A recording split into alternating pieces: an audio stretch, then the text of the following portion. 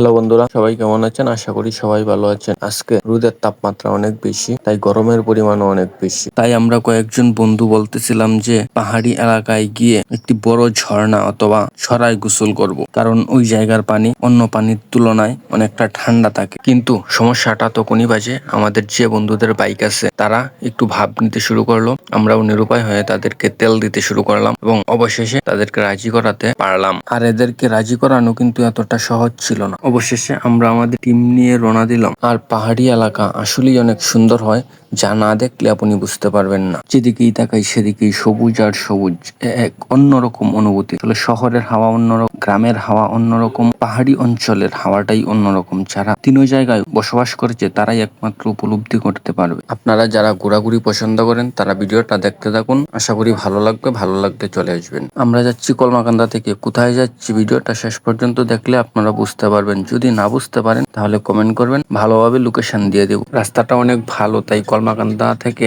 Border বা পাহাড়ে যেতে আমাদের সময় লাগবে সর্বোচ্চ 20 মিনিট। আমরা দেখতে দেখতে চলে আসলাম বৌরাকুনা বাজারে। এই বৌরাকুনা বাজারে পাহাড়ি এলাকার মানুষই সাধারণত বেশি দেখা যায়। এই বাজারে নিত্য প্রয়োজনীয় সব ধরনের মালামাল দ্রব্যপণ্য পাওয়া যায়। এর চেয়ে বেশি কোনো কিছুর প্রয়োজন হলে যেতে হয় কলমাকান্দা। কলমাকান্দা হচ্ছে নেত্রকোনা জেলার একটি উপজেলা, তার নাম হচ্ছে কলমাকান্দা। আমাদের কলমাকান্দা থেকে আসতে খুব বেশি একটা সময় লাগে না, আমরা প্রায় সময়ই এসে থাকি। আমার ভিডিওটা শেষ পর্যন্ত দেখুন, আশা করি জায়গাটি আপনাদের পছন্দ হবে। আমরা আসছি 4টি বাইক নিয়ে, আমাদের সামনে 2টি বাইক এবং পিছনে 1টি বাইক। সামনের 2টি বাইক মনে হয় তাদের ঠিকানায় পৌঁছে গেছে। এই জায়গাটিতে এসে আপনারা হাতের ডান দিকে যাবেন, আর একটু সামনে যাবার পর আপনারা চা দেখবেন, তা দেখে একবারে ওয়াও হয়ে যাবেন। এই জায়গাটি এত সুন্দর, আসলে আপনারা না আসলে কখনো বুঝতে পারবেন না। কলমাকান্দার মধ্যে অন্যতম একটি পর্যটক স্থান বলতে পারি আমরা যে জায়গায় যাচ্ছি এই জায়গাটির নাম হচ্ছে পাতলাবন। এই জায়গাটি ঘুরে দেখার জন্য বাংলাদেশের বিভিন্ন জেলা থেকে মানুষ এসে থাকে, যারা ঘুরতে ভালোবাসে। আমাদের যেহেতু শুরু থেকেই পরিকল্পনা আমরা ওই জায়গায় গিয়ে গোসল করব, তাই ভাবলাম কয়েকটা শ্যাম্পু নিয়ে নেই। আরো অনেক কিছু নেবার ছিল কিন্তু টাকা দিতে হবে, তাই নেই নাই। কিন্তু এই দোকানটাতে ভালো ভালো ইন্ডিয়ান অনেক ধরনের পণ্য পাওয়া যায়। আপনারা যদি কখনো এদিকে আসেন তাহলে এই দোকান থেকে যে কোনো ইন্ডিয়ান পণ্য কিনতে পারেন, একেবারে অরিজিনাল। আমরা চলে আসলাম পাতলাবন। আসার পরে যা দেখলাম, প্রচুর পরিমাণে লোক, অনেকে আসছে ঘুরতে আবার অনেকে আসছে গোসল করতে। কিন্তু সামনের দিকে আর যাওয়া যাবে না,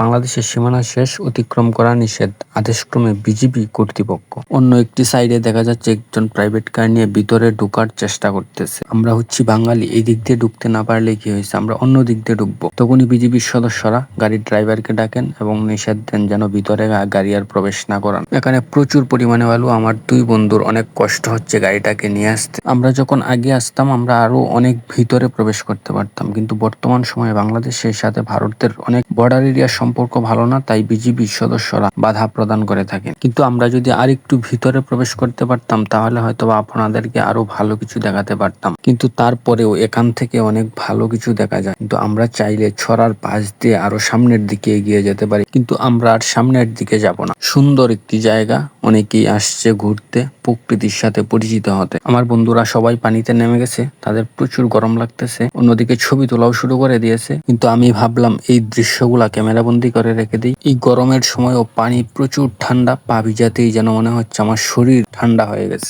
যে যেভাবে পারে সে সেইভাবেই গোসল করতেছে। প্রচুর গরম, তাই আমিও গোসল করতে চলে যাব। যদি ভিডিওটা আপনাদের কাছে ভালো লেগে থাকে তাহলে লাইক, কমেন্ট, শেয়ার করবেন।